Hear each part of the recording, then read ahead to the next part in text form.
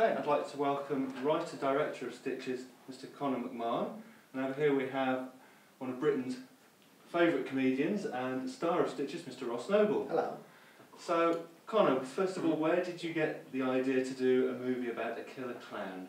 I think at the time, like, I'd always be drawn to horror comedy, like that's kind of what I preferred to do. And I was writing another film and it wasn't working for ages, and I think somebody pointed out that like it was based on like a real life serial killer, and I think someone said that's probably not a good starting point for a horror comedy. So I think the idea just came to me like a clown would probably be a better fit to doing something, you know, it kind of fits the, you know, you can do sort of funny death sequences and that kind of thing. So I think that's where the idea came from. Okay. And Ross, how did you get involved? I mean, had you been looking to do a film project, or did this just come from? Can I just say, by the way, that we are hoping for a copycat serial killer. So we are hoping that it will go full circle, because if somebody then dresses up as Stitches and goes on a murdering spree using the same... Then it will work. And then he can just write the actual script of, and he'll have all the inside Would I have the rights to that? Yeah, that'll be your... I'd have the rights to the real life. Yeah, to all the murders. I could sue the guy, possibly. That's true. And that'll fund the movie. So if you're watching, not us. I am joking, by the way. Well, for me, it's one of those things where, like, the problem, if you're a stand-up, is the sort of stuff that you get offered is usually, well, especially me, people go, oh, let's have him as the wacky neighbour, or you play the sort of this, you know, I got to be very careful because I don't want to sort of to go, oh, hang on, you mean that film? But you sort of end up, you know, people want you to be the shambolic best friend to the romantic lead. It's one of those things where, like, that's not, I don't watch that sort of stuff, you know, it's I'm not interested in it, and so I've always just sort of, you know, I've always sort of steered clear of that sort of stuff. And then when I read the script for Stitches, it was, he had me at knife in the face. It was like, what was that thing, right? You know, I flick through and it's kind of, you know, the had you at fuck me clown. yeah, exactly. You know, like the very first scene, I'm dressed as a clown shagging somebody in a caravan, and then you know, and it's only a few pages later. He's got a knife through his head, and it's the sort of thing where, like, for a lot of films, that's the end of the film, you know, and you sort of go, oh, that'll be the. Oh, right, so he's out of the... Oh, no, he's not. Oh, hang on, what? And, so from my point of view, it basically had everything in it that I like, you know, extensive prosthetics, and I think, you know, any character whose hand comes out of the ground like that, that's, you know, And isn't it right, you actually used to be a children's entertainer and a street performer? I mean, that must have been a great experience. I mean, did you collaborate a lot on the kind of look of Stitches and the routines that he would do? Well, it was kind of one of those things that was like, as we were shooting, I discovered like that he could do certain tricks. And I go, hang on, that umbrella's on the ground, I can flick that up with my foot. So I'm like, that sounds good, let's do that. So like all of the stuff, like Conor says, like the flicking the umbrella up and catching it, and all this spinning the knives and all the juggling stuff and all that, that ain't no CGI. That's me doing all that. I even did my own tricycle chase work as well. So it was. I mean, it was the sort of thing, especially like when we, you know, doing the party scene at the start, and you know, there was certain bits that, you know, that then come back later on in the film, which were down there, and then when we were filming it, it's sort of like with a chair, there's a bit around balancing a chair on my head, and it was that thing of, you know, we sort of filmed, I went, oh, give us that chair, and then I stuck that on my head, and then, and that isn't a prop chair either, so when it falls off and lands on top of me, it wasn't until it landed on me that I went, oh, actually, that's a proper solid wooden chair, you know. So, and did you do your own balloon animals as well? Yes, Well, the point of that scene was that it was a bad balloon animal. Well, that was the other thing as well, is that it's quite hard to... It's like that Les Dawson thing of like playing the piano badly, you know. It's like when I'm juggling the clubs, to try and juggle them so they're kind of all over the place and you're not juggling neatly, is quite hard. So Yeah. it's kind of, and then when I watch it, I sort of go, oh, people are going to think I'm rubbish at that. It has to be. Yeah. So Conor, what was it like actually directing Ross? Did you have to kind of reel him in a little, or were you letting him improvise as much as? Yeah, I mean, it was one of those things. I suppose it was like from the start. It was always one of those things that as more parts of the costume came on in the beginning, that's I think the character sort of started to develop. Like, you know, when we get the makeup and then the you know, the suit would go on, and then the voice we'd get that right. So it was almost like until the sort of we started shooting, that's when it all sort of came together. Do you know what I mean?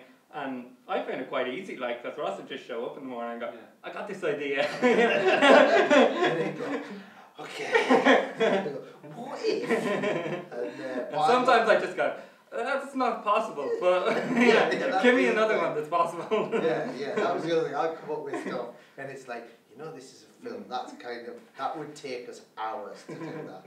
But the great thing was, though, is that there was a few things where, you know, there was certain scenes where Conor sort of worked out how he wanted to do it, and I would just go, oh, well, just smash my head into that, or just do that, and he'd go, well, we sort of have to put mats down, and you know, there's kind of, and I think because it's that, you know, when you sort of used to kind of just, you know, when you're in front of an audience, it's one of those things where you just do something, and then you kind of deal with the consequences of it later. So there was a lot of, I'd kind of go, oh, that's all right, I'll just hit me with that. I mean, all these stunt guys going, no, you can't do that. Oh no, that's not a good idea. And they go, right, we'll put a mat in now, it's fine. And they're all going, so. And the film's very, very gory. I mean, what was it like? Was that really fun to do? And I mean, how did the kids in the film get on with the kind of really violent scene? Yeah, it's kind of funny. I suppose when you're shooting that stuff as well, it's broken down a lot, so you're kind of, you know, you spend the whole day shooting, it becomes a short sequence. The bit where, when I got the knife through my head, it was one of those things, it was probably the only sort of responsible thought I had the whole time while filming. And I sort of said, should we really, you know, because I had to sort of stand up and you know, basically, I mean, it was so realistic, that, you know, because that was like the prosthetic and everything. It really did look like there was a knife properly going through my head. And, you know, when I first came out of makeup, and everyone was genuine, even though everyone knew what we were shooting and knew what was happening, I came out and people were genuinely going, there's these little 8-9-year-old kids on the set, and one of them was really upset. And I was trying really hard. Not to for them to see the, you know, the knife actually in my head, and then they're all going, give us a look, give us a look, give us a look. And they looked round, and they all were. There was one where they're a bit, yeah, we were thinking, should we keep the reaction for like when the cameras were rolling, but it was too hard. They were not.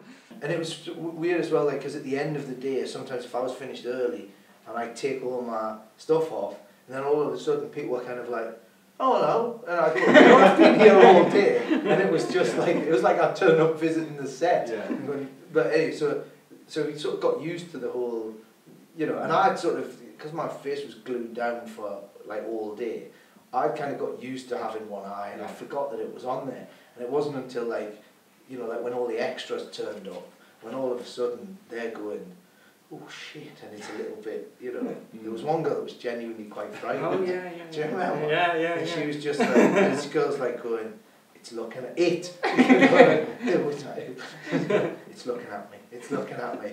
And I just stood there, just staring. And then I waited until she came up the stairs, and as she walked past us, and but it was, you know, you sort of forget, you know, sort of sat there just eating a cheese sandwich, and then it's like.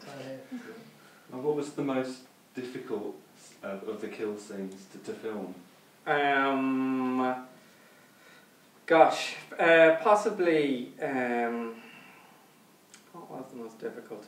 Well, there was one where there was one where a guy's head explodes, and that was difficult purely. It took us about 3 different goes to get it right. There was one time, because the first time we tried to do it, the guy it's basically a guy getting his head pumped up, so it kind of goes up like a balloon, and we'd set up 2 cameras, and the initial way they were doing it was like compressed air, so they had this kind of thing in, and the head was rigged, and we were setting our cameras up, and suddenly the head exploded, and we just looked at the model maker, and he's like, I pushed the button.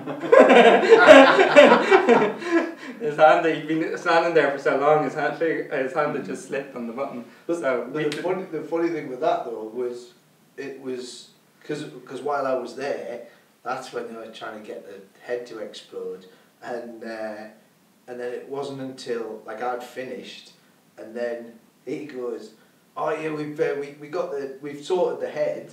And I was like, "All right, okay." And he goes, "Yeah, we just packed it with a load of dynamite." It's just like, yeah, we just blew it up. That's what we did in the end. Yeah. There was all this compressed air, you know. And it's like in the end, it was like dynamite. So when I first saw it, like, because I'd seen this thing, you know, and it kind of half worked, and then a bit came off, and he goes, "Watch this," and this head literally just goes. Jesus. Now, the film's got a lot of real bad taste humour in there. Was there anything that you thought, we can't do that, that's over the line, we've got to... There are probably some lines of dialogue that you just kind of go, you kind of look at like, generally the female members of the crew, and if you saw them kind of go, you kind of go, oh man, that could be too much. So I can't remember what those lines are right now. Now, I know you're both big supporters of FrightFest. Conor, you were here, I think, 2007? Yeah, I've been here a good few times, like 3 or 4 times. And Ross, I know you've been as a fan, and obviously last night you kindly did the introduction for the festival. So what's it like being here with the premiere of Stitches? Yeah, it's cool because it's always one of those things, you're always watching other people get up there and other people's films, like, you know. So, no, it's really exciting because it's almost as well, it's the perfect audience for the movie, do you know what I mean? Yeah. So, you know, because I'd have a lot of friends who we'd come every year, and you know what I mean, and you know they're just like mad horror fans, like, and it's, you know, it's great getting the weekend pass and all that. So yeah, I mean it's a totally different experience, like, but really cool. Yeah, you're always slightly envious of the other people who are, you know, up there. Cool. So the film's out in October in the UK. Yeah, 26. And final question: what are you both up to next? Writing the next movie. It's always the next movie, you know. So I don't know what that's going to be. Writing a few different things, but yeah, it's straight into, you know, trying to get the next film off the ground.